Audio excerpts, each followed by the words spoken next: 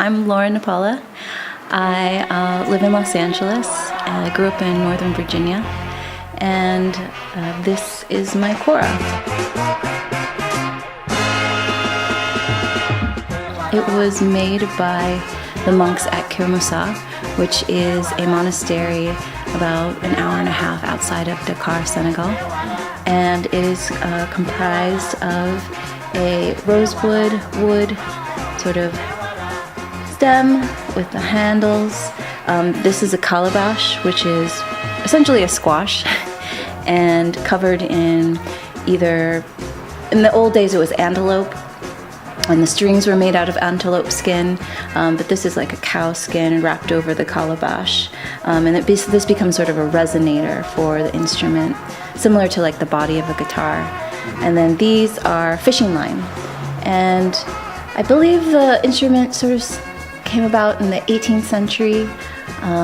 Kora players now, it's typically played by griot families, which is families that are traditionally passed down musical traditions. So a whole family, there'll be 71 generations of Kora players, for instance, if you meet a griot Kora player now.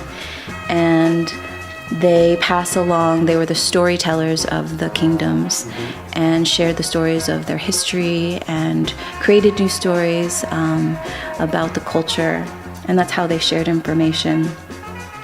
And it has 21 strings and along the neck, and this one has, it's a chromatic one, so the monks put these levers similar to a traditional harp so you can change keys easily while you're performing.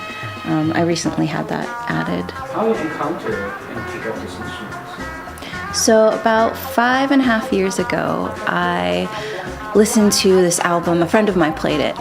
It was Ali and Tourmani, which are two Malian incredible musicians. Tourmani Diabate, who is an incredible Kora player, and Ali Farquhar Tori, who is a Malian blues guitarist.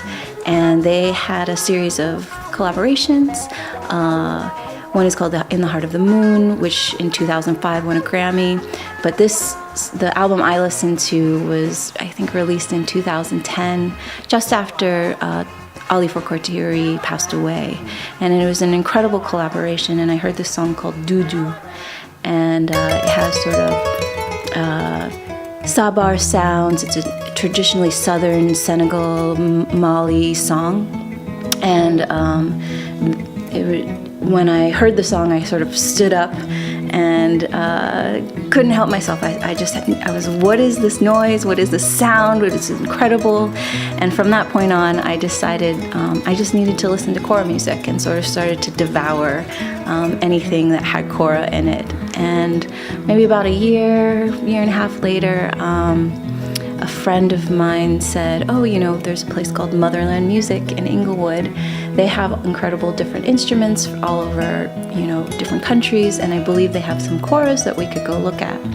So we ventured over there, and there was a Kora. I met Ryoji, and he just told us, oh, there's a teacher, Amadou Fall, who is now my teacher, who's moving from San Diego to be with his wife here in LA, and he was going to start teaching Kora in the next month. And so, I don't know, I took that as a sign. I just said, okay, why not? Why not? I kind of approach life in that way. Like, if something comes into my life and it seems interesting, why not try it? And so I started learning Kora under Amadou Fall, and have been playing ever since. Yeah, I guess what's really interesting about it is that, so you're playing it with your thumb and your index fingers. And so your thumb is basically playing the bass line, and then your index fingers are playing the melody. I'm not quite there yet, but when you're really incredible Kora player, you're playing the bass and the melody at the same time. It's fascinating. I don't know how, when it comes all together, it's insane. You're just like, how are you able to play all of that at once? But so it has like the two bass notes at the bottom, which are F, and there's 4 Fs, and a couple of the notes they have all the notes in the scale, but some are repeated more than others.